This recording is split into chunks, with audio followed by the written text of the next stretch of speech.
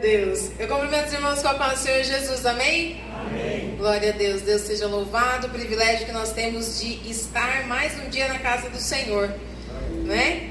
Às vezes parece mais um dia comum, mais um culto comum, mas no céu o Senhor tem uma porção preparada especialmente para os nossos corações hoje.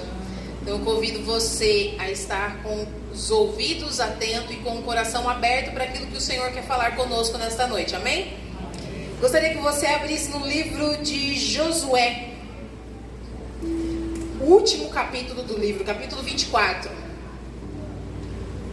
Nós estamos na campanha, uma campanha voltada para as nossas famílias, intitulada Lugar de Paz. E nessas últimas 3, contando com essa 4 semanas, nós temos compartilhado princípios que revelam lares sustentados por Deus. Coisas que nós podemos olhar para a Bíblia, para a palavra de Deus e extrair aprendizados para trazermos para a nossa casa, para que nós possamos declarar, independente do tempo, independente do cenário, independente da situação, que o nosso lar é um lugar de paz. Amém? Josué capítulo 24, quem encontrou diz amém. Amém. Nós vamos ler o versículo 15. Eu vou ficar com a parte B, mas eu vou ler tudo e depois a gente reforça a parte B. Josué 24, capítulo 15. Na versão que eu estou lendo, que é a Almeida do século 21, diz assim: Mas se vos parece mal cultuar o Senhor, escolhei hoje a quem cultuareis. Se os deuses a quem vossos pais, que estavam além do rio, cultuavam, ou os deuses dos amorreus em cuja terra habitais. Mas eu e a minha casa cultuaremos ao Senhor. Em algumas versões mais tradicionais, talvez seja que a gente está mais acostumado, essa parte B é dita, porém, eu e a minha casa serviremos ao Senhor. Amém? Você pode se assentar. Lembrar que nós temos a liberdade de glorificar, de agradecer, de bendizer o nome santo do Senhor em todo o tempo. Como comentei, nós estamos no 4º dia da campanha. Aqui já foi falado sobre comunhão, o primeiro princípio, muito ligado a tempo. Tempo de qualidade com a nossa família, tempo à mesa com a nossa família. A segunda quinta-feira, que foi o segundo princípio compartilhado, nós falamos sobre referência. Qual é a sua referência? E quem tem sido a sua referência? Se nós cremos na palavra, vivamos também a palavra de Deus. A terceira, que foi a última quinta-feira, foi falado sobre clareza de papéis. E como é necessário ter esse princípio de forma consciente e clara nas nossas vidas, a partir da nossa referência. Porque se a sua referência não é a palavra de Deus, os papéis são direcionados de uma outra forma. A mulher pode tomar a frente, pode tomar a decisão, pode fazer o conserto da casa, pode fazer o que ela quiser, pode falar o que ela quiser. Mas se a referência, que é o princípio 2, é a palavra também nos dá direcionamento de como nós devemos nos posicionar dentro do nosso lar.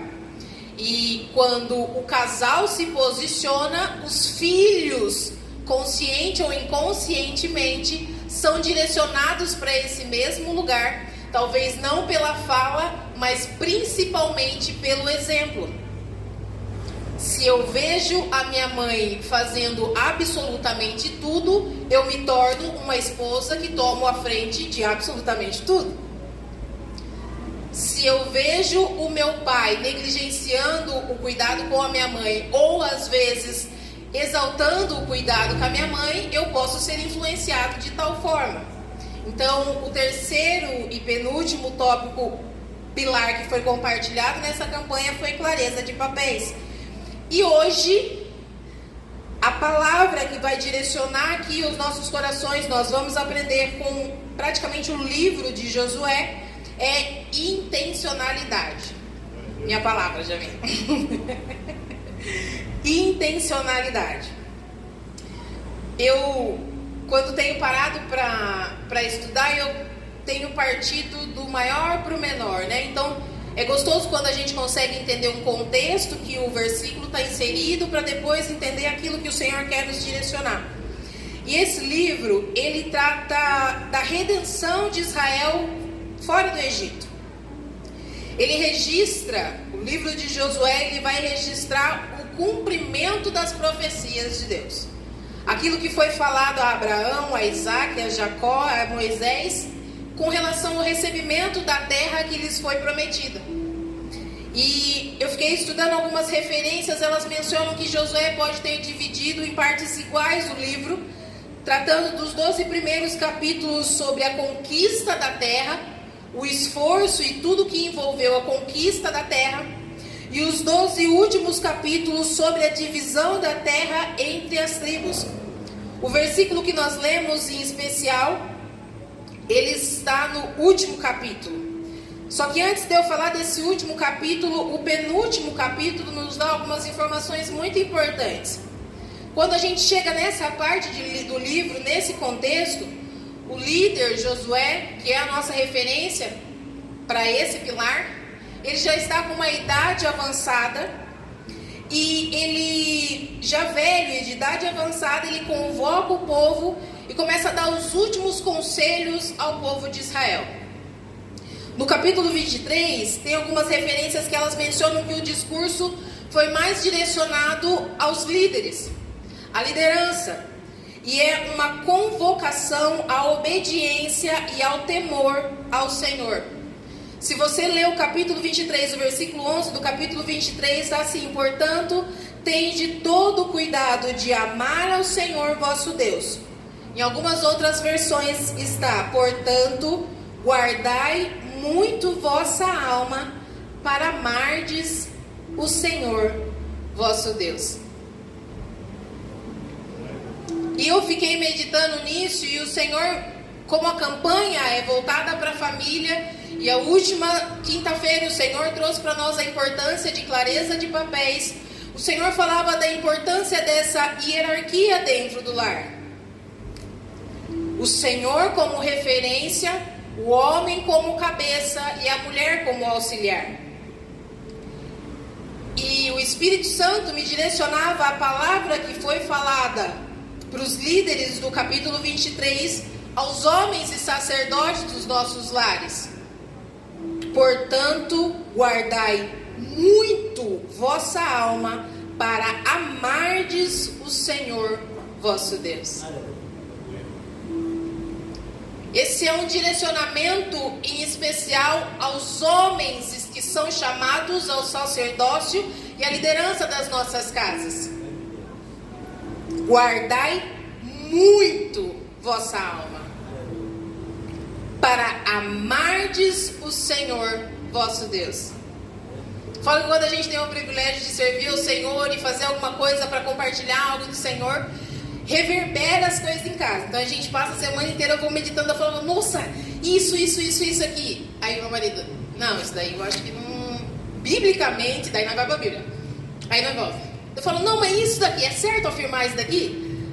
Aí ele: não estou entendendo o que você está falando. Aí, isso daqui. E vai, e discute, e volta, e o Senhor fala: é isso daqui. Ah, agora sim.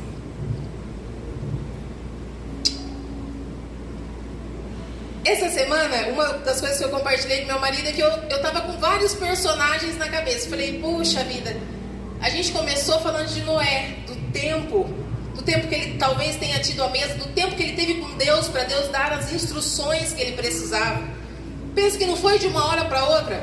O Senhor direcionar um projeto gigantesco. Será que ele passou tudo por uma mensagem de WhatsApp? Foi necessário tempo com Deus para receber as instruções que Noé recebeu e praticar e executar o projeto que Deus tinha direcionado para ele. Foi necessário tempo à mesa, talvez, com a família dele, para direcionar aquilo que Deus tinha direcionado para ele. E nesse tempo que nós ficamos, eu falei: poxa, acho que Senhor, direciona, será que é Noé? Vamos falar de Noé, começamos com Noé, vamos fechar com Noé, vai ser bênção. E daí eu comecei a discorrer na Bíblia, porque existem muitos personagens que têm esse olhar, esse coração inclinado ao Senhor e comprometido intencionalmente com as coisas do Senhor. Nós poderíamos falar de Cornélio, de Atos 10. Um homem que é mencionado por... A Bíblia fala que ele dava ofertas. Ele e a casa dele fazia orações e ofertava. E é engraçado que no versículo seguinte, acho que 10, 11, o anjo vem a ele e fala que a oferta e as orações dele estão sendo apresentadas diante de Deus como um memorial. Pensa, alguém tão intencional naquilo que faz, na forma que vive, que um anjo do Senhor vem e fala para ele: olha, aquilo que você está fazendo não é em vão, está sendo apresentado diante de Deus. Poderia, como eu falei, mencionar sobre Noé, porque depois de tudo que ele passou, depois de viver tudo, o cumprimento daquilo que o Senhor falou que ele viveria, ele, quando as águas baixam, quando ele sai da arca, a primeira coisa que ele faz, sem Deus pedir, é levantar um altar de adoração ao Senhor.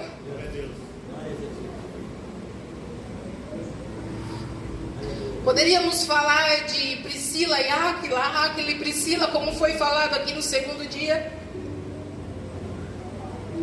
Mas o Senhor direciona Josué.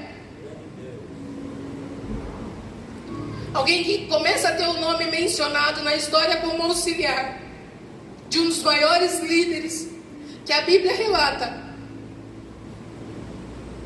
Aprende muito, está grudadinho ali, até o ponto que chega a hora dele viver a história dele.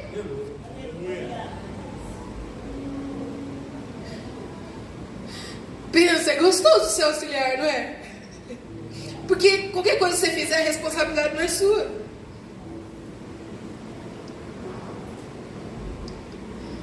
Às vezes eu brinco com meu marido e eu falo: fica lá no CLT, pelo amor de Deus. Porque se der ruim, não, a responsabilidade é sua.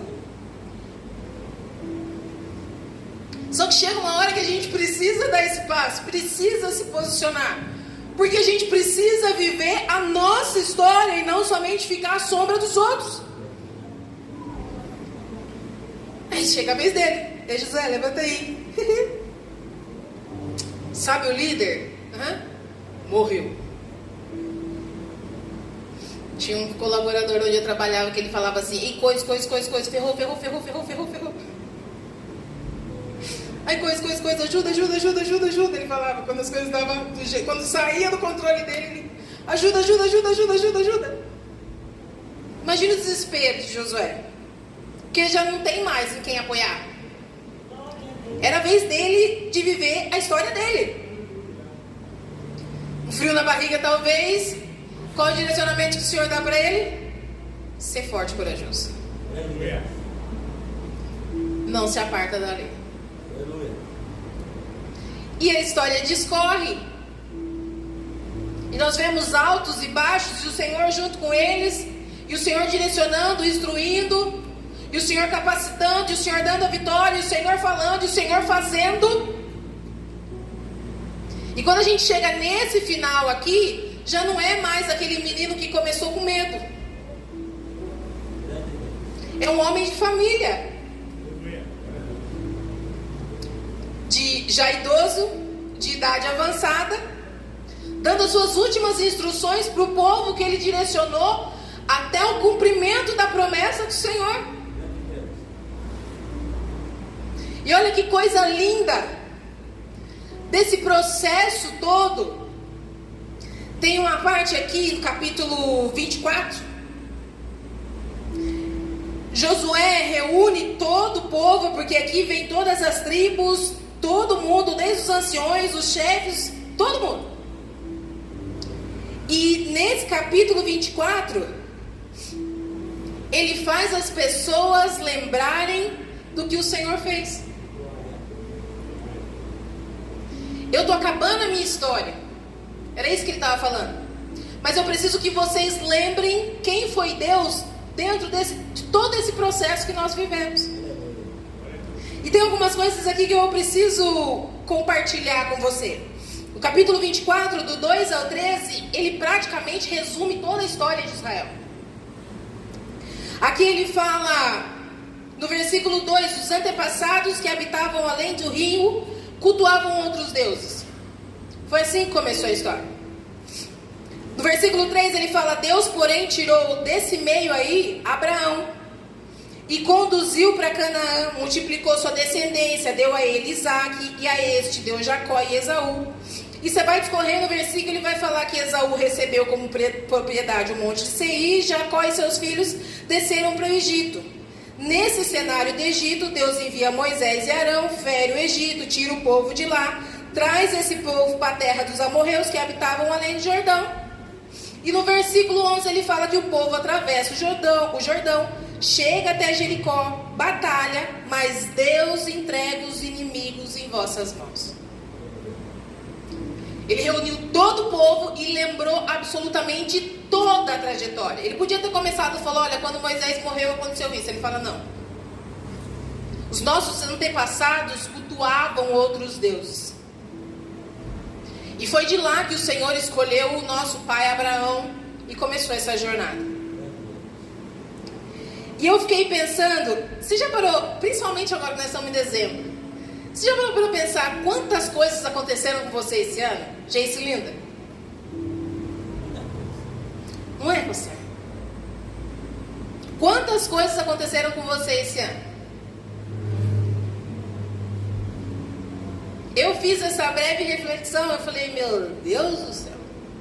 E eu tenho o hábito de anotar, fui lá para o meu caderno de oração, missionária Alice, onde estavam todas as minhas metas, objetivos, diretrizes do ano. Comecei olhando, falei, pai do céu, o que aconteceu aqui? E na hora dá um aperto no coração, uma angústia, mas uma angústia. Dobrei meu joelho e falei, pai, o que aconteceu esse ano? Muita coisa que eu queria não saiu do papel. Perdi muita gente importante esse ano. Aprendi. Mas quando eu abri aquele caderno, me deu uma angústia. Orei, apresentei ao Senhor e virei a página. E ali estava, eu costumo de fazer as diretrizes do meu ano. Não são metas, mas é algo que eu preciso direcionar o ano para chegar a ser ou fazer aquilo que eu almejo fazer ou me tornar diante daquilo que Deus falou no meu coração. Esse Espírito Santo falou, vem aí. Desfrutar mais esse tempo com os meus filhos. Check. Estar presente nas reuniões da escolinha. Check. Ter tempo de qualidade com o meu marido. Check. Fazer isso para casa. Check. Se o Espírito Santo falava aí, aquilo que você julga pequeno, eu afirmo que é o cumprimento da promessa nesse tempo. E eu preocupada com coisa que eu não tinha conseguido fazer, e o Senhor me lembrando, você pariu a minha promessa esse ano. Amado, há 9 anos atrás existiam exames falando que a probabilidade de nós termos filhos era gigantesca.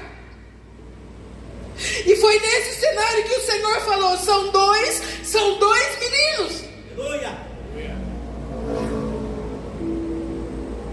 Abril de 2022 veio o primeiro. Março de 2025, a terra prometida que o Senhor falou, Ele me deu.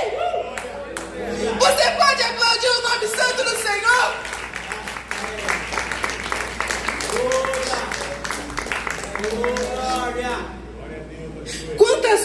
nós julgamos pequenos. O que eu fiz esse ano é pequeno, o que eu fiz esse ano é pouco, o que eu fiz, eu tô olhando para o erro que eu cometi, e o Senhor está falando, você está exatamente no lugar que deveria estar, para o cumprimento da promessa que eu já fiz e liberei sobre a sua vida. O tempo certo é o tempo que Deus tem para nós. É nesse ponto que nós precisamos olhar, é para esse lugar que nós precisamos manter os nossos olhos, os nossos corações atentos e fixados. Olha para tudo que Deus fez. Traz à memória tudo que Deus já realizou na sua vida. Olha para a pessoa que está do seu lado aí, faz favor, me ajuda a pregar com essa pessoa.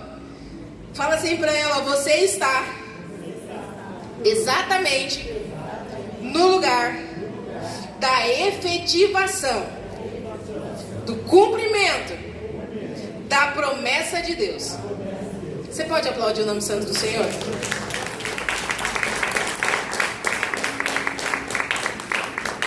Deus fiel. Glória. Conscientize a sua mente e o seu coração de duas coisas. Não acaba aqui. E até aqui foi a mão de Deus que fez isso. É nesse ponto aqui, depois de lembrar de tudo que Deus fez por esse povo, que Josué age mais uma vez de forma intencional. Ele convida esse povo a renovar a sua aliança com o Senhor. Versículo 14 do capítulo 24, ele diz: agora, pois, temei o Senhor e cultuai-o com sinceridade e com verdade. Jogai fora os deuses a que os vossos pais cultuaram além do rio e no Egito, e cultuai ao Senhor. Agora, pois, temei o Senhor, ou seja, se conscientize de quem está direcionando a sua vida, esse tempo que você está vivendo, e o cumprimento da promessa que Ele fez. Se conscientiza disso. A segunda coisa, cultuai com sinceridade e com verdade. É um convite para nós nos apresentarmos como um culto racional a Deus. Não vem só de corpo, não. Conscientizei quem Deus é, que Ele está no tempo, Ele está no controle de todas as coisas. Não vem só de corpo, não. Vem com a alma. Vem com o espírito presente. Fala: Senhor, está doendo, mas eu vou apresentar a Deus. Senhor, não está do jeito que eu quero, mas eu sei que o Senhor está no controle. Então eu vou me apresentar como sacrifício vivo a Deus. Aleluia. Terceira coisa que ele fala: jogai fora os deuses que os vossos pais cultuavam além do rio e do Egito. Ou seja, abre mão de coisa velha. E a última coisa, cultuar o Senhor, é um convite para nós vivermos um novo nesse tempo com o Senhor. Essas quatro afirmações que a gente consegue extrair desse pequeno versículo, ela pode ser resumida em uma única palavra, que define o pilar que nós estamos trabalhando nesse tempo: intencionalidade. Seja intencional no servir a Deus e no servir aos seus. Fala para a pessoa que está do seu lado: seja intencional no servir a Deus. Seja intencional no servir aos seus. E a primeira coisa que eu quero compartilhar aqui com você é que, para a gente ser intencional, na verdade, a intencionalidade vai exigir algo de nós. E esse primeiro algo que ela exige é responsabilidade. Se tem uma passagem, eu falo que a gente tem que mergulhar na Bíblia e aprender com ela e extrair dela as coisas para a nossa prática e ter contato diário com ela. Mas se tem um capítulo que nós deveríamos remoer mensalmente, quizá semanalmente, vou falar diariamente, que talvez nós não consigamos, mas se nós conseguirmos até diariamente, eu considero ser Ezequiel 18. É isso, pastor. ele fala que a responsabilidade é pessoal. Naquele tempo, o povo tinha um dilema. Os pais comeram uvas verdes e os dentes dos filhos embotaram. Qualquer coisa que acontecia era isso, esse que era o lema. Os pais comeram uvas verdes e os dentes dos filhos embotaram. Em outras palavras, eles estavam falando assim, ó: a minha vida hoje é consequência das escolhas dos meus pais. Ah, mas por que você age assim, assim, assim? Poxa, aprendi com meu pai. Nossa, fulana, por que você faz assim, assim, assim? Ah, minha mãe me ensinou assim. Tudo não é culpa nossa, Jamília, é culpa dos nossos pais que nos ensinaram dessa forma. Eles comeram Filho de peixe é peixinho. filho de peixe é peixinho. Eles comeram a uva verde, olha o meu dente aqui embotado. Ou seja, eu estou fadado a viver dessa forma porque foi a forma que eu aprendi. E esse capítulo, ele é maravilhoso. Eu quero abrir um parênteses aqui. A neurociência, ela estuda o nosso sistema nervoso. E é um processo assim muito delicioso para a gente desvendar a estrutura da nossa mente e do nosso cérebro. Duas coisas se sabem com extrema clareza. Nós aprendemos por alto impacto e por repetição. Então tudo aquilo que você faz, você está formando um caminho neural na sua mente. Ou seja, você está programando a sua mente para fazer essa determinada coisa. E consciente ou inconscientemente, quanto mais emoção você põe em alguma coisa, ou quanto mais você repete alguma coisa, mais intrínseco esse comportamento se torna. Como é que eu faço, Graça? Eu percebi que é um comportamento ruim e eu quero reprogramar. Você só consegue reprogramar algo que você faz inconsciente se você agir intencionalmente. Tenho que me conscientizar de que algo é ruim para mim, que está me levando para um caminho que eu não quero, parar, escolher uma outra forma de fazer e trilhar. Repetir e atrelar emoções positivas para que esse caminho, apaga o caminho neural que já estava lá? Não. Ele perde a força e fica fraquinho lá até você fortalecer o novo. Eu acho que é Agostinho que tem uma frase que ele fala: pensei que eu tinha matado o velho homem no batismo. Descobri que o desgraçado sabia nadar. É isso. Todo dia tem que matar o nosso velho homem. Todo dia. Todo dia. Como é que faz para matar ele? Deixa ele passar fome. Qualquer coisa que você faz que ativa o velho, o novo perde a força. Qualquer pequena ação que você faz que ativa o novo, o velho perde a força. E daí você se esforça e traz emoção e escolhe intencionalmente. Porque se você for fazendo da forma que você está acostumado a fazer, você vai voltar a fazer aquilo que você fazia. E a Bíblia nos orienta aqui, fazer, não só fazer o que você não volta só a fazer o que você fazia, você volta 7 vezes pior. Aleluia.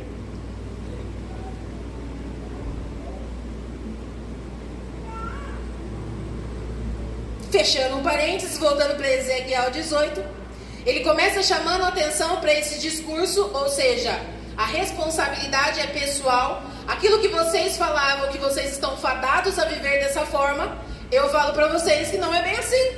É o que o Senhor estava falando naquele tempo para aquele povo. Ele começa dessa forma e finaliza com essa forma: lançai de vós todas as vossas transgressões com que transgredistes e criai em vós um coração novo e um espírito novo. Pois por que razão morrerias, ó casa de Israel? Porque não tenho prazer na morte de ninguém, diz o Senhor Deus. Convertei-vos, pois, e vivei. Eu costumo brincar com as minhas clientes que eu estudo muito só para falar para elas que a Bíblia tinha razão. Falei, gente, se vocês lerem a Bíblia, Não precisa de nós aqui. Porque está tudo aqui. Deixa o que é velho, muda a rota, se fortalece no que é novo. Olha aí para a pessoa que está do seu lado e fala assim, ó, irmã ou irmão. Não, mas fala assim, irmão, vai morrer por quê? Faz o seguinte, fala assim, faz o seguinte, vamos viver o novo de Deus?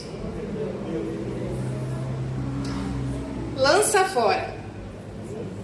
Não, mas fala assim com carinho, lança fora todas as transgressões e vai viver. Você pode aplaudir o nome santo do Senhor?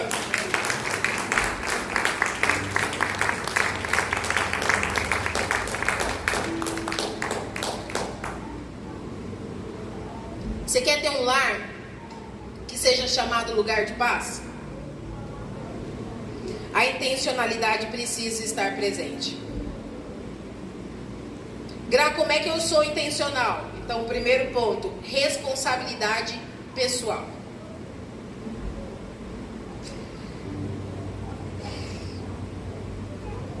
Antes de falar, de juntar essa responsabilidade, eu vou pegar um outro ponto aqui, que não tem como a gente dar a base. Você já decidiu a quem você vai cultuar no seu lar? Você já definiu a referência da sua casa?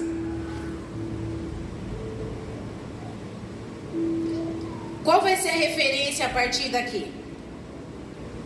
Atitude, os comportamentos que os seus pais tiveram? As atitudes e os comportamentos que o mundo tem? Ou é aquilo que Deus fala sobre você? Olha que lindo que Josué fala para esse povo. Se vos parece mal cultuar o Senhor, escolhei hoje quem cultuareis. Se os deuses a quem os vossos pais que estavam além do rio cultuavam, você vai continuar falando que o seu dente está verde porque o seu dente está embotado porque seus pais comeram uva verde? Você vai cultuar aos deuses dos amorreus, que é o lugar onde você está? Ah, mas é que a menina que eu sigo nas redes sociais fala isso, então eu vou viver dessa forma. Ah, é porque a menina do meu trabalho, que já separou 3, 4, 5, 10 vezes, falou que eu preciso tomar a frente do meu marido para ser feliz. E você vai ouvir ela? Ah, é porque eu vi um discurso de uma mulher falando que a mulher tinha que fazer mesmo. Tinha que falar mesmo.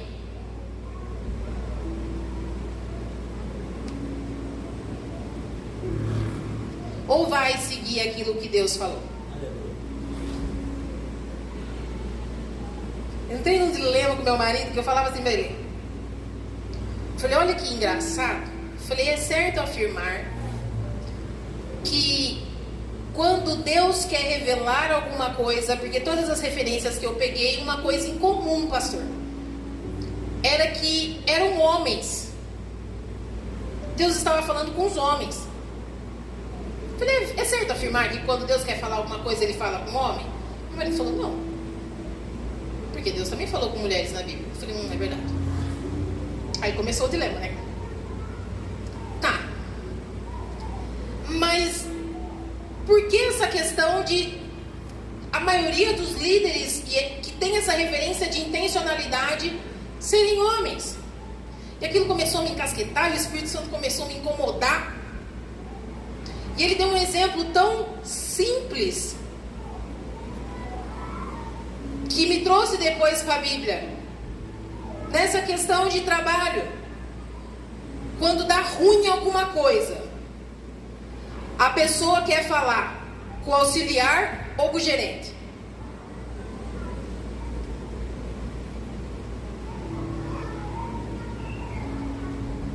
Quando o negócio sai dos trilhos, ou quando tem algo muito importante para resolver, ele fala com o vendedor ou com o dono da loja?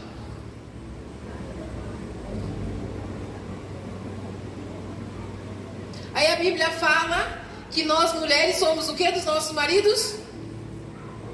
auxiliadores. E os homens são o que na nossa casa? O cabeça. Deus vai falar com quem?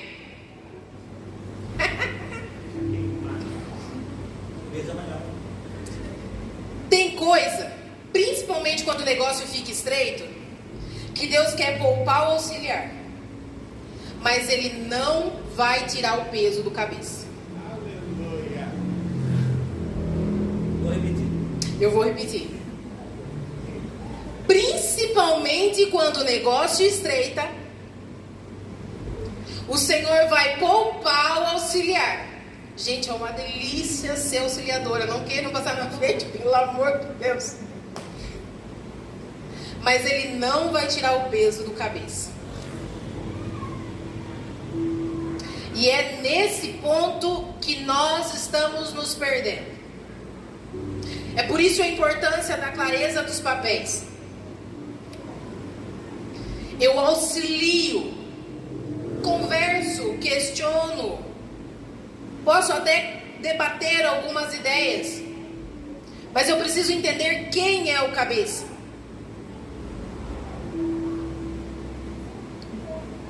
Ah, mas é sua referência? Vai ter que partir daqui. Agra é auxiliar, auxiliador. Ah, mas eu não fui criada assim. Vai levar como desculpa os dentes embotados até quando? E aí o negócio que Deus bateu em mim assim, que Ele falou assim, ó, o meu desejo, gente, é assim, ó, mulher, se tem alguma coisa para nós fazer, nós vamos fazer. Se você for colérica, então você já vai ter feito, você já vai ter feito, você não está nem pensando, você já fez. Já passou todo mundo, todo mundo fez. A questão é a gente pegar toda essa nossa potencialidade e submeter a Deus. É o Senhor fala assim, ó, eu sei que você pode fazer, minha filha, mas dá aqui para mim. Submete ao seu marido. Mas ele é lento, submete ao cabeça. Mas ele não sabe, submete ao cabeça. Mas ele submete-se ao cabeça. Oh, glória. E é aí que o inimigo está achando brecha, sabe por quê? Porque ele tem dado inúmeros recursos nas nossas mãos. Porque quando a gente é confrontada para se submeter, a gente fala assim, mas se ele não fizer, eu posso fazer isso. A nossa mente já está lá e resolver. E o pior, às vezes o espírito de Jezabel dá uma passadinha assim de leve e dá uma sugestão. Faz, depois você fala que foi ele. Pega o anel dele, carimba. Quem vê vai achar que foi o rei.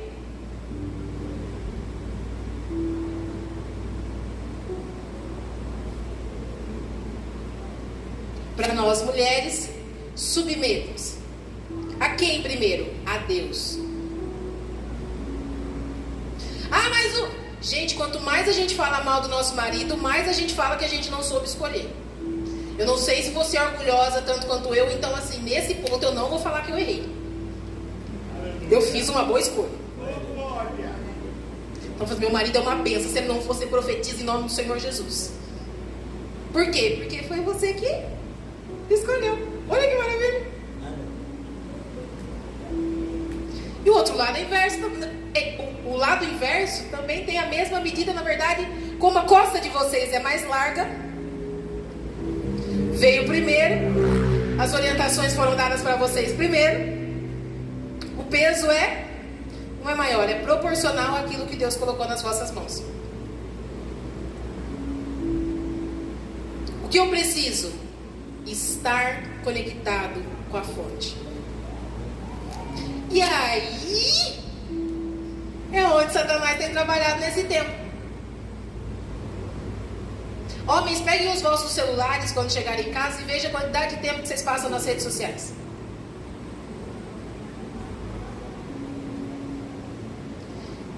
Quando vocês estiverem trabalhando, cronometrem o celular de vocês, o relógio de vocês, para ver quanto tempo vocês realmente trabalham.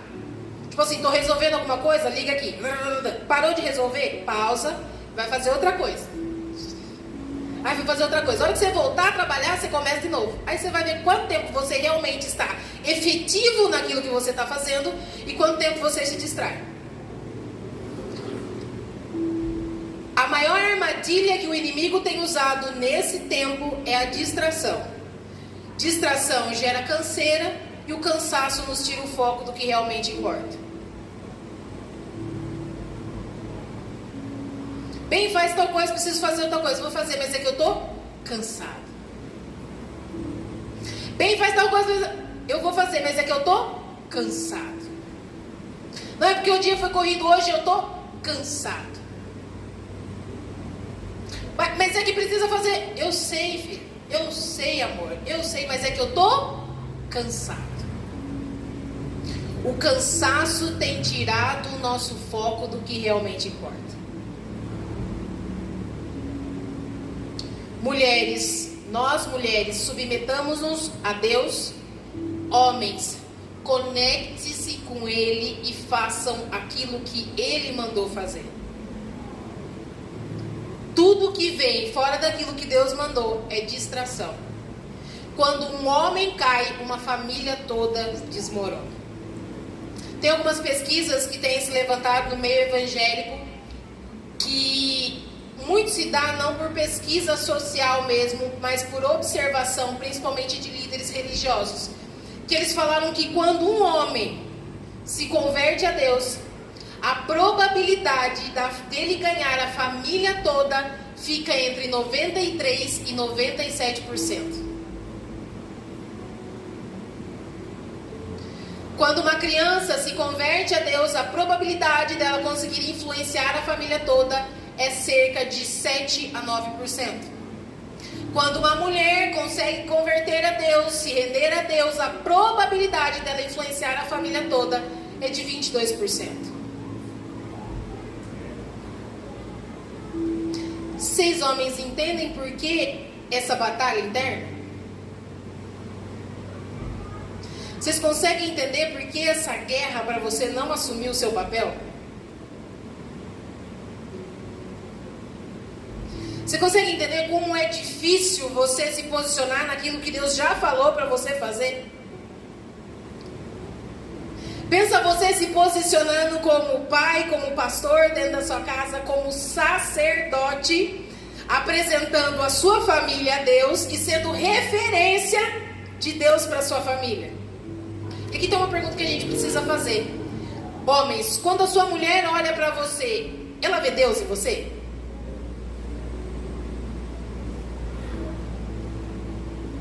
Quando os seus filhos, o seu filho olha para você, eles veem Deus em você? Isso é ser sacerdote. E pense que o mundo vende isso como peso, mas o Senhor fala que esse é um dos maiores privilégios. Se você está de pé, de 93% a 97%, a probabilidade da sua família também estar de pé. Como foi ministrado no estudo bíblico, aqui no último estudo bíblico que eu estive presente, o pastor mencionou uma frase que eu até anotei. Uma igreja forte começa em casa. Mulheres, auxiliemos os nossos maridos a cumprir os vossos papéis. Homens, conectem-se em Deus, para que vocês possam conseguir caminhar naquilo que Ele falou. Amém? Você pode aplaudir o nome santo do Senhor?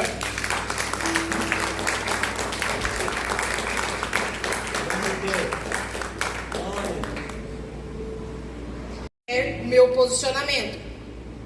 Se eu escolho o Senhor, eu preciso lançar fora todos os outros deuses. Tudo que toma um espaço de Deus precisa sair. É impossível, a Bíblia diz que é impossível servir a dois senhores. E aqui eu vou dar o meu testemunho pessoal. Eu e o Wellington, nós temos uma coisa muito forte em comum, hoje, além da palavra, é o apreço por esportes. Minhas tias praticaram esporte, meu pai praticou luta, meu irmão jogou basquete, o outro é skatista, eu pratiquei o vôlei, ele veio do futebol americano. E quando a gente casou, Deus direcionou a gente pra cá, a gente casou, começamos a vir os cultos e o Senhor falando com nós. Vamos, eu tenho pressa, vamos trabalhar. Onde que a gente aprende mais da Bíblia? No estudo bíblico dominical. Só que domingo era dia do quê? Esporte espetacular. O resumão de tudo que aconteceu na semana do esporte estava lá. Primeira semana, casado, e aí vamos, não vamos? Nossa, mas hoje vai passar o jogo do vôlei, a final, tal, não sei o que. Ah, não vamos. Então não vamos, tá bom. Segunda semana, nossa, e hoje tem entrevista com tal atleta, não sei o que. Ah, não vamos. E o Senhor falando, e aí? Aí nós, nossa, mas bem no horário de esporte espetacular. Olha para a pessoa que está do seu lado e fala assim, ó, quer viver o novo de Deus? Você, fala assim para ela, olhando na bolota do zóio preto dela. Se for de outra cor, olha do mesmo jeito. Você realmente quer viver o novo de Deus? Espera a resposta, fala, e aí? Fala, pede para ela responder. Quer? Agora você responde para ela, lança fora todos os outros deuses. É que eu quero crescer com Deus, mas eu não quero. Não dá.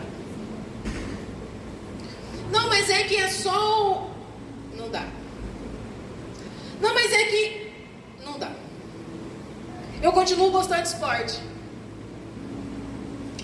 Só que hoje pouco me importa quando o Corinthians joga ou não joga. Hoje eu ainda acompanho as tabelas do vôlei, porque tenho muitas amigas que são atletas. Mas se cai no horário de culto, elas que me perdoem. Eu preciso me apresentar de forma racional ao Deus que deu a vida por mim. Lance fora todos os outros deuses. E aqui eu tenho um convite para você. A hora que você chegar na sua casa, faz uma autoanálise. O que nesse tempo tem me afastado de Deus? Às vezes é redes sociais, e não necessariamente a rede em si, mas as pessoas que você segue ali.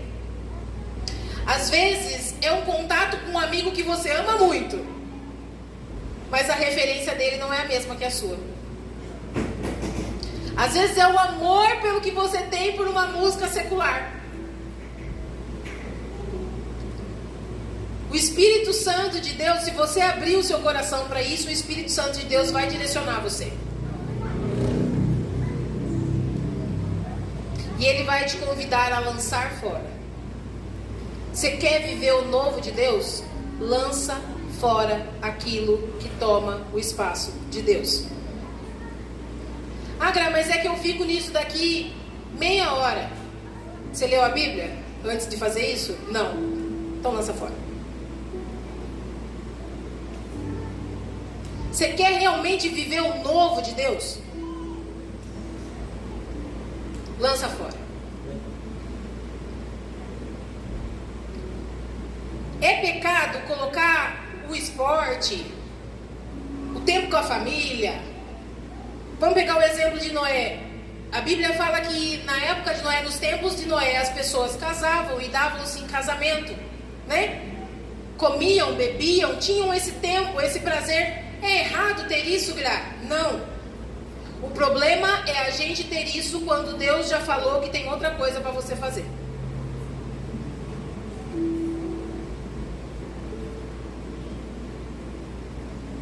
Olha de novo para a pessoa que está do seu lado e fala assim, ó, quer realmente viver num lugar de paz? Você quer realmente viver o novo de Deus? Lembra ela, lança fora todos os outros deuses. Amém? Ao relembrar os feitos do Senhor, recebeu o convite feito por Josué de renovar a aliança com o Senhor. O povo reconheceu que não tinha outro caminho melhor sem ser com Deus. E naquele dia, Josué fez uma aliança com o povo e lhe deu leis e normas em Siquém. Se a sua referência está alinhada, se a minha referência está alinhada, eu consigo ser intencional no meu posicionamento. No começo eu falei, seja intencional no servir a Deus. E aí a gente pode colocar como base Mateus 6,33. Busca Ele primeiro antes de todas as outras coisas. E seja intencional ao servir os seus. Como que eu consigo ser intencional no servir a minha família? Eu dou bastante exemplo de casa, porque é uma coisa prática e é da nossa vivência. Não que a gente seja referência para tudo ou para muita coisa, mas uma forma prática da gente entender, amém? Conversando com meu marido todo dia, dessas conversas que fluem, e a gente estava falando exatamente disso, né? Não sei o que a gente estava estudando, e a gente estava falando dessa questão de servir o outro intencionalmente. E chegou num ponto da conversa que eu não gostei. Por quê? A gente percebe Jesus negando-se a si mesmo o tempo inteiro para cumprir o propósito dele. Eu sou rei, mas eu sirvo, eu lavo o pé. Eu faço pelo outro, eu coloco o outro, eu me coloco à disposição do outro. Então eu não faço só aquilo que eu quero. Eu faço aquilo que beneficia o outro. E eu preciso saber o que o outro gosta. Trazendo agora para a nossa realidade. E nessa conversa a gente começou a conversar. E daí meu marido fez assim, a seguinte pergunta. O que eu gosto muito? Churrasco. Dele, boa, churrasco. Quantas vezes você fez um churrasco para mim? Daí eu... Passou um flashzinho do último ano. Dia dos Pais, aniversário. Meu filho está até levantando a mão para falar que eu não fiz. Nós fizemos só no aniversário do papai.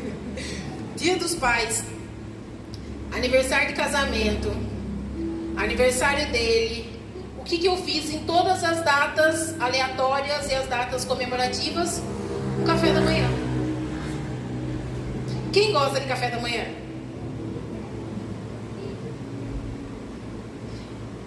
E não é luxo. A gente arruma a mesa do jeito que tem, compra lá um monte de coisa gostosa para comer que a gente gosta, fica aquele mini café da manhã de hotel e a gente senta e come. Gente, eu acho maravilhoso. Mas ele gosta. Sabe aquele soco santo que você toma na boca do estômago? Eu falei, não acredito que você está há 9 anos errando nisso.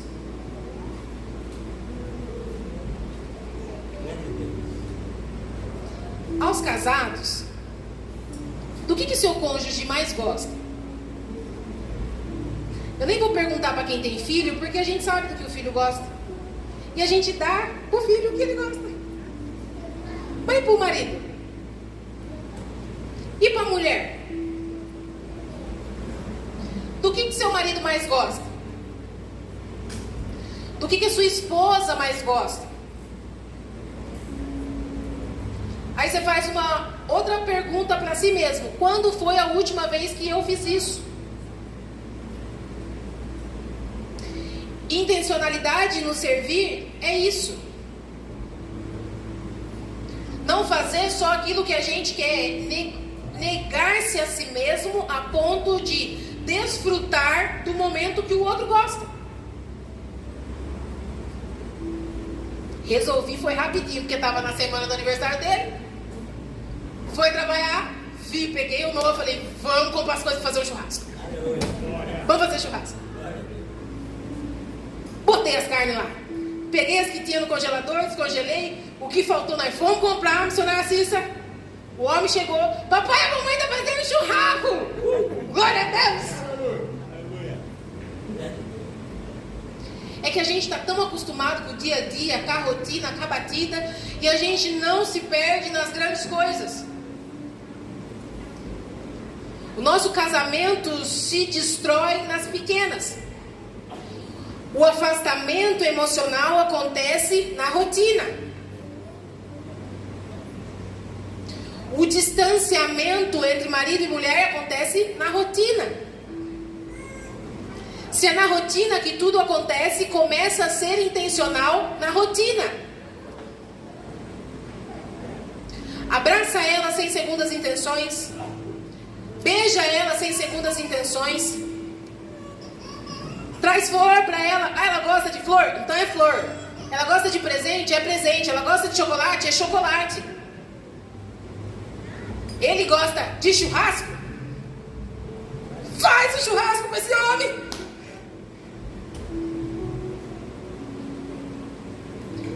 Nega-se a si mesmo. Você vai ver as coisas começarem a acontecer de forma diferente. E olha que incrível, a gente não sai do nosso papel quando a gente faz isso. A gente só serve e fala pro outro, mesmo com toda essa minha potencialidade, eu me submeto a você. E o cabeça fala, mesmo sendo cabeça, por ser o cabeça, eu escolho te servir. Seja intencional no servir ao Senhor. Seja intencional no servir os seus. Eis aí um lugar de paz. Amém? Os irmãos podem se levantar. Por gentileza, 20 horas e 57 minutos.